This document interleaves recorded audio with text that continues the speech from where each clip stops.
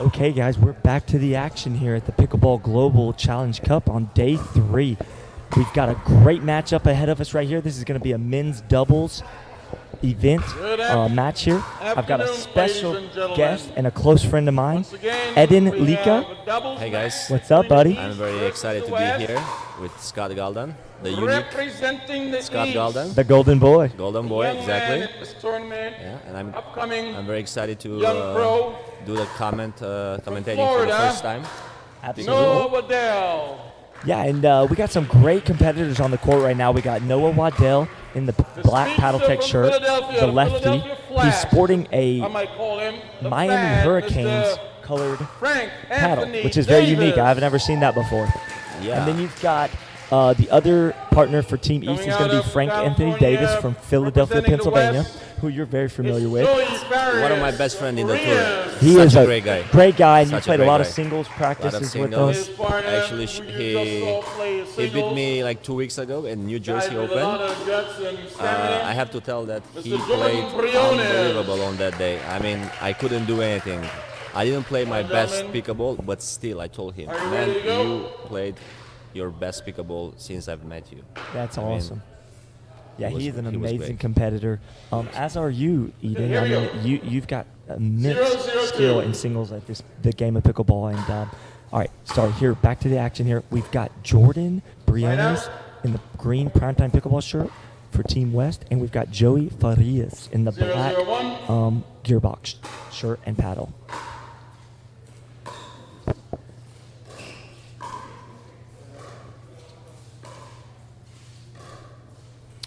Eden, have you played against either any of these guys yet so far, either in singles or doubles? Yes, so I played in the first day against Joey for the first time. Also, I met him for the first time. Joey, unbelievable player with a unique style. He's coming from the tennis world, as I do. I lost against him and Jordan in doubles. And also, I played against Jordan in the second round of the Nationals. I beat him, but it was like a very intense match, and I think he's a great player, a great touch, and also he knows a lot about strategy. Oh, absolutely. That's Yes, one of his, Jordan is, like, his main unbelievable. strengths is his Yes. what we call high pickleball IQ. He's very intelligent when it comes to the I strategy. also watched a lot of his videos on YouTube. You know, he has a lot of great videos. You know, He sure about does. strategy, about doubles. I learned a lot from those videos. Absolutely. I think everybody that's watched one of his videos is Yeah. always very impressed with the way he does that. Yeah. All right, so you've got Team East with a quick side out there. The score is 0-1. We're going to see a lot of high-powered shots, I believe, in this game. All 4 competitors are just complete players. They're all great athletes. Very good discipline right there for Frank to let that ball go. Here we go, 1-1. Frank Anthony Davis is the most fastest guy in the tour. He can reach some. I mean, he can get to some balls that. I mean, everyone thinks that they're. I mean, he's beat, but he still can get those balls. He's so quick, so fast, and so smart. Absolutely. I love this guy. I think that's what he's known for in our sport is just not giving up ever at a ball. Exactly. And also the way he gets to it, he does it with a lot of like style. Exactly. He has his own style. And I was recently told him that his backhand got so much better. Now he can roll that topspin. You know, he hit a lot of passing shots against me at the New Jersey Open. I was like, wow. That's You know, incredible. especially that he doesn't have a tennis background. You know. That's right, he Yeah. doesn't. Point. He's Yeah. probably one of the few that in the highest levels of pickleball that don't come from a Exactly. big tennis background. I admire him for that. Me too. Has all my respect. Jordan coming up a little short on that third. That was a good return though because it'll put a lot of pressure on Jordan to hit that backhand third. All right. So Jordan, remember, is just coming off of a big singles match against a fierce competitor in Colin Johns.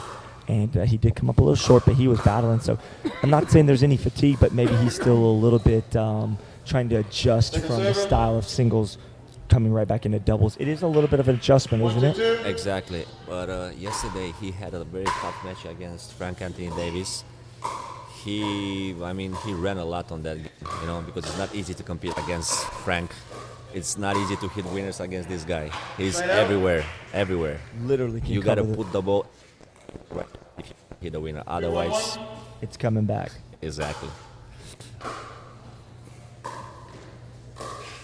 It looks like so far they're staying away from Joey for the most part. When I say that, anybody watching, when I say they're staying away from Joey, that doesn't mean that they never hit a ball to Joey.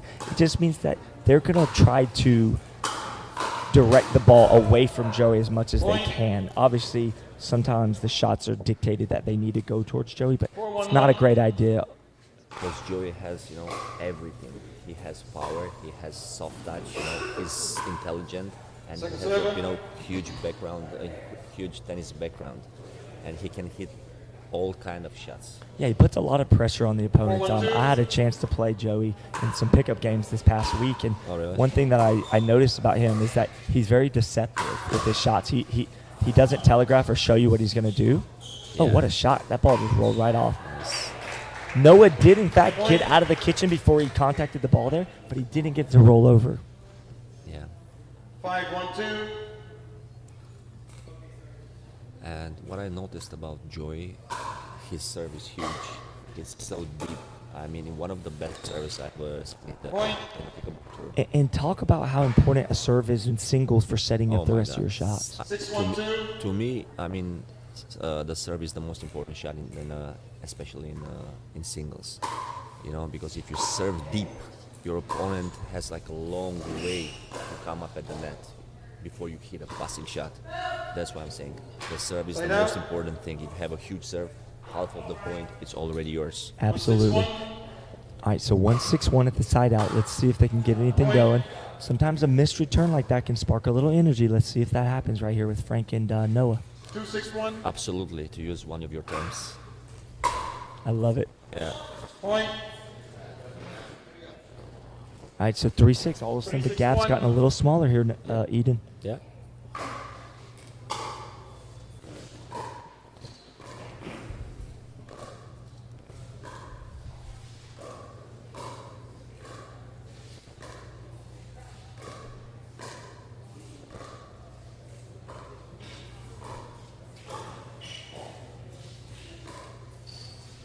What a great rally.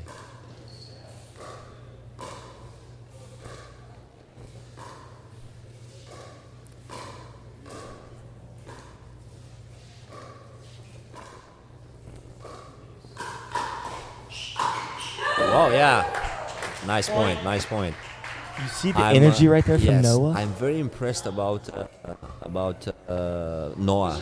He's so quick, you know, he has that soft touch that I really love.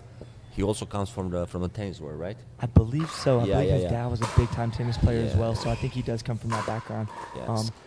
Keep in mind also that he just turned 18 last week, so he's a very young guy. He's going to be a star in the pickleball world. He is an unbelievable talent. Yeah. He's so smooth with his shots. If you watch him play, And look at his knows a lot about strategy too. That's impressive. And he's, as you said, only 18. That's incredible.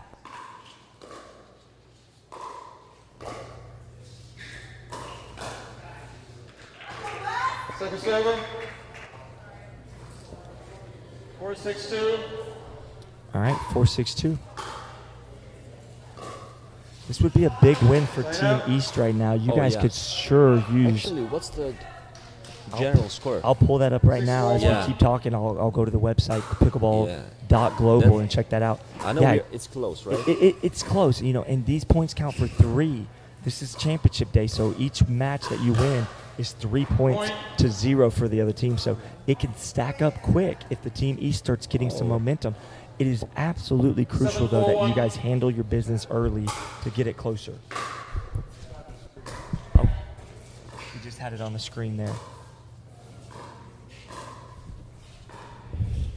He just pulled it up, and when we get a second, I think they'll probably pull that back up for us. Second server.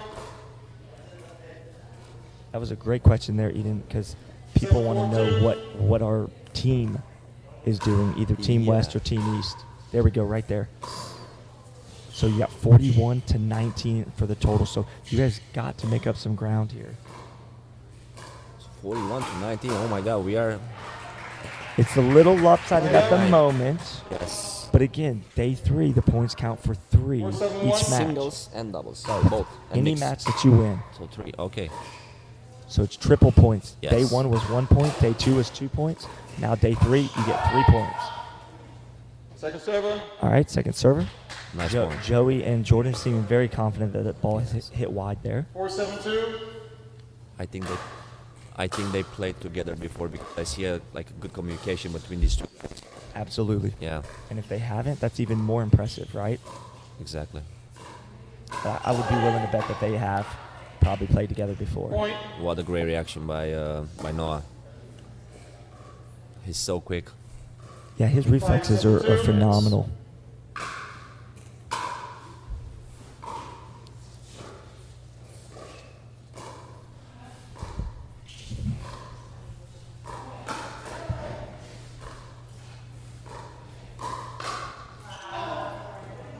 Side out.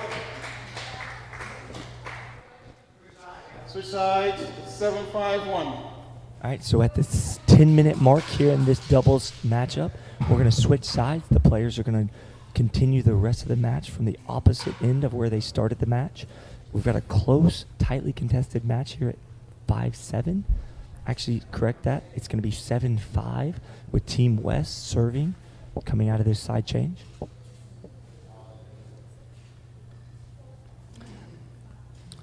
I have a sneaky feeling that this game is going to be close down to the wire, Ed, and I think that these guys are all 4 going to be battling to the last minute, and I have just this feeling about this game. It's got that feel for a close one. I trust your intuition as always, man, and I hope you're gonna be right. And the East team is gonna bring another point. I mean, 3 points actually. That's right, 3 points. Yeah. At I love it. 7-5-1. All right, so here we go, 7-5. All right, we've got a switch. I guess we don't have a switch here. They were going to switch, and then he chose not to. When All right. when I look at Frank Anthony Davis and I see him always with this, positive attitude and with all his energy, it's like unbelievable. I mean, this guy is such an athlete and such a, I would say, a warrior. Absolutely. And he acts like a warrior. Yes. I love it. And that's an important part of this game is not just your physical skills, but the mental toughness to stay positive during the tough times of a match. It's very, very strong. Very, very strong mentally. Side out. All right, so we've got a little miscommunication right now Yeah, between these two guys. Noah and Frank. Luckily for their benefit, Joey did not hit that ball for a winner because it would have been a clean winner. Exactly. They're trying to figure a few things out right now. Second serve. Both of them kind of being what I would say trying to be the more dominant force on the court. They've got to figure this out though. Side out. All right, so it's 8-5, I believe, at the side out. 8-5-1.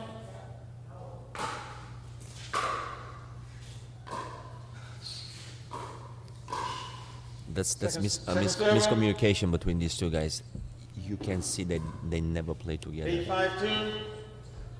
Yeah, I think mean, you're right. Frank Cannon doesn't understand the science. These are like science for doubles, and I don't think they're on the same page. They're It was the definitely not. Second point that they didn't. Point. They weren't on the same page. I don't know what's happening. Yeah, they're just trying to get See? their kinks worked out. 9-5-2. When you see him open his hand like that, that's indicating to Frank that he wants to switch boxes. The reason is because he wants to put his forehand in the middle instead of his forehand to the outside of the court. So that's why they do that switch right there. And also, sometimes the movement can just mess with your opponent a little bit, make them maybe push the shot a little too much and try to maybe rip a winner when they shouldn't 5-9-1. because of that movement. So it's a good thing to try to implement that stuff into your game. The problem is when you're doing this with the first-time partner, sometimes there can be some breakdown in communication on that. Exactly.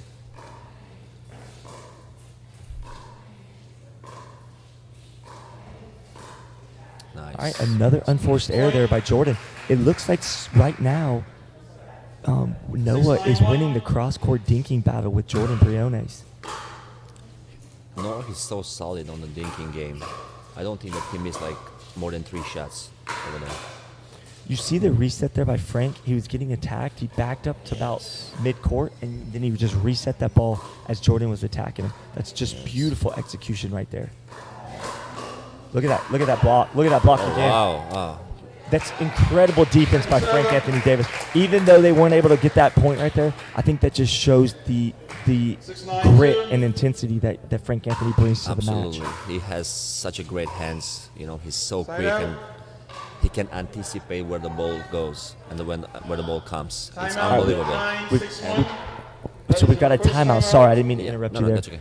The reason he called that timeout, I think, is because you get 2 per game, and you get to burn some clock off the 20-minute timer. Talk about that, because did you guys have a scenario that you've been involved in where the clock played a factor where the opponent was calling a timeout late? When? Were you a part of a game where that happened this week? I can't remember if you were actually involved in that. Not specifically. No. Okay. No. Some of the players have been in a situation where they're only down by 2 or 3. The team that's winning burns their timeouts close to the 2-minute warning, so that they can basically burn off some clock. Yeah, but I don't think that you're not allowed to take a timeout in the last 2 minutes.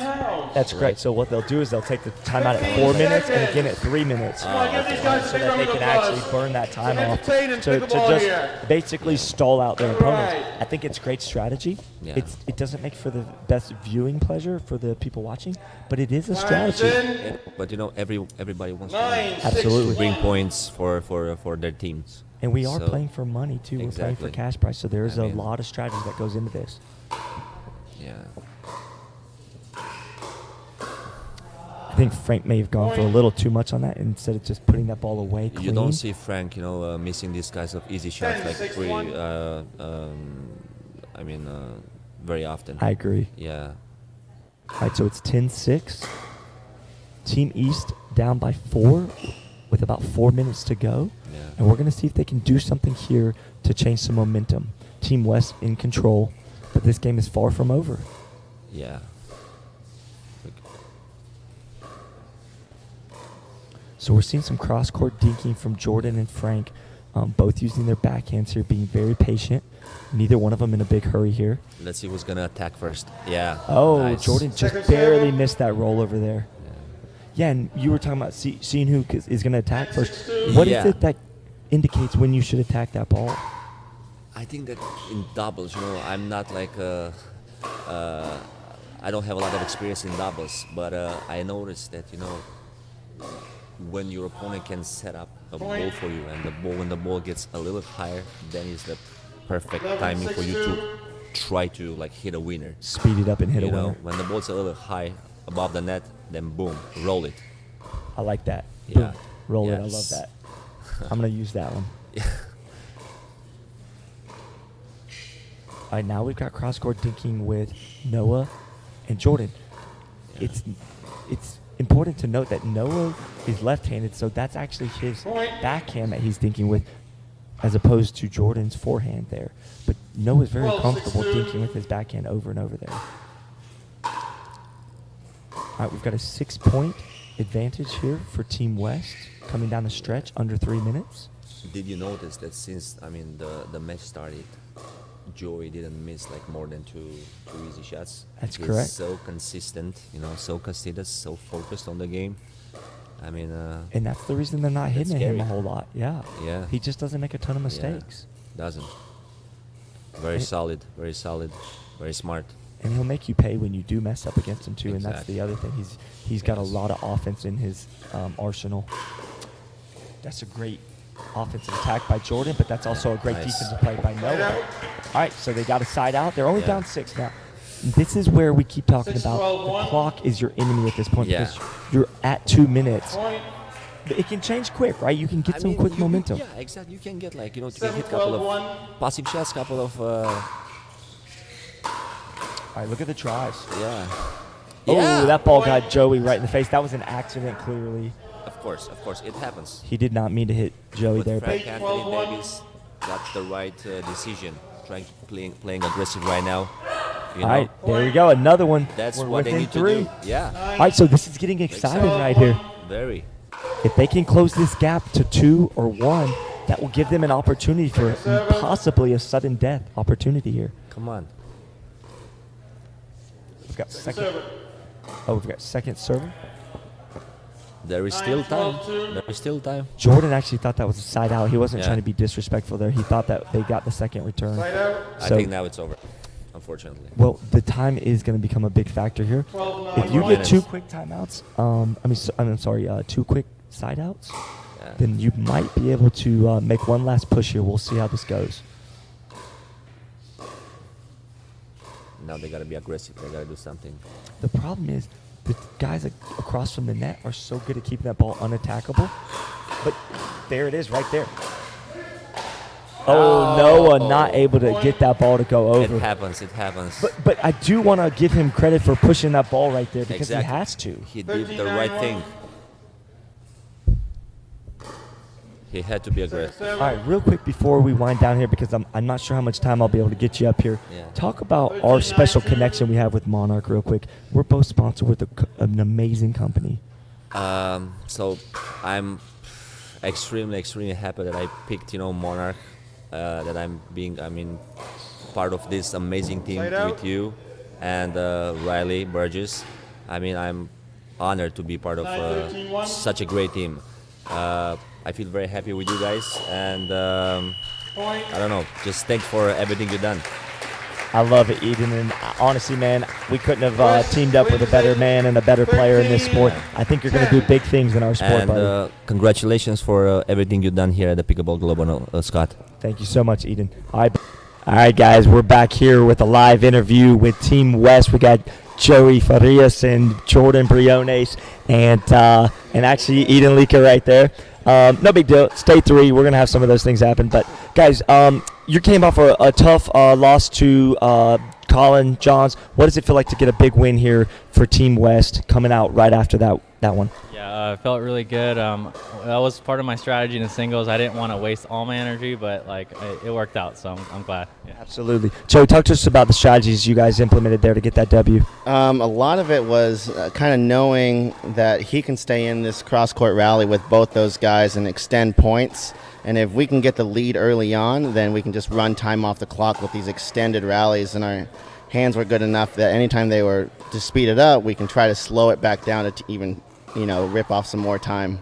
Absolutely, and I have noticed that as a theme through the 3 days that we've been doing this, that the time becomes a factor for the team that's down, and if the opposing team can keep the ball going over the net unattackable, it really becomes advantageous for you guys. Yeah, exactly. And Jordan did a great job of going cross-court there and, just keeping the ball down. And anytime they attacked, they were having to hit up to us, and we won a lot of those points, so it was great. That's awesome, guys. Thanks so much. Congratulations for y'all's big victory there, and we're going to get our next team up right now. We've got Frank Anthony Davis and Noah Waddell joining us. What's up, guys? Y'all come on over. Join me for this quick interview. What's up? What's up? All right, guys, we're in day 3. That was a great competitive game. You guys came up just a little short there at the end. Again, what does it feel like when you're down 2 or 3 points? You guys were very, very close to making that big push right there. Do you feel the time clock as some of that extra pressure or no? Oh, yeah, absolutely. The clock puts a lot of pressure on you. If you notice towards the end of the match, we went for a little more aggression and got a little lucky with making a few, made it a little close, but, the clock doesn't stop running, so. It's constantly running. Noah, talk to us about what y'all's mindset was coming into the last 2 minutes where you knew you needed to speed that ball up, but you want to make sure you pick the right opportunities. I saw you guys had some windows of opportunities, so talk to us about that. Well, we knew the time was running down. I just told Frank I'm just going to go for it. I'm going to go 100% and just hit it as hard as I could, yeah. And we just were making our shots and took off 3 points in the last minute, so it was really good play, yeah. That's awesome. Yeah, you guys made a huge push. I did notice early, have you guys ever played together as a team in doubles? This is the second time we played together. We played at the Sanibel tournament a few months ago and ended up taking silver there. That's incredible. The only reason I bring that up, there was a little bit of miscommunication early. You guys were just trying to fill that out and get those things figured out. I'm glad to see that you guys did because you settled in really nice there, made a huge push. I think the fans really enjoyed that one. Thanks so much, guys, for your time, and we'll see you at the next couple rounds, okay? All right, guys, thank you. Buddy, we're going to take a break.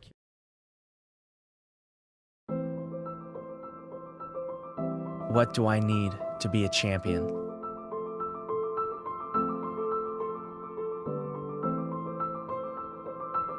power, speed, and the right paddle. For me, it's the Bantam EXL by Paddletek.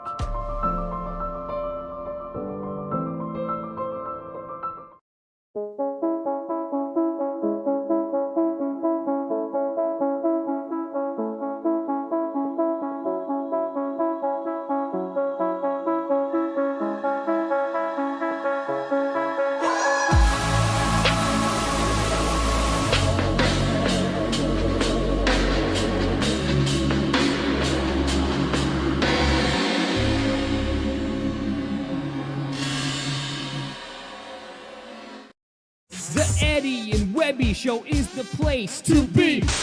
Oh, wow, Eddie, you are not going to believe this, but we just got a message from Pickleball Global, and they're saying we can do a commercial talking about Eddy and Webby. Nice, man. What are some of the things we're going to talk about? Well, we could probably talk about how we do live podcasts featuring some of the top names in pickleball. Yeah, we've had guests like Kyle Yates, Simone and Chad, Ben Johns, and Cassandra Gerke, to name a few. Or how about the videos that we do documenting our pickleball adventures? We can't forget about our original music videos and pickleball song parodies. Oh, absolutely.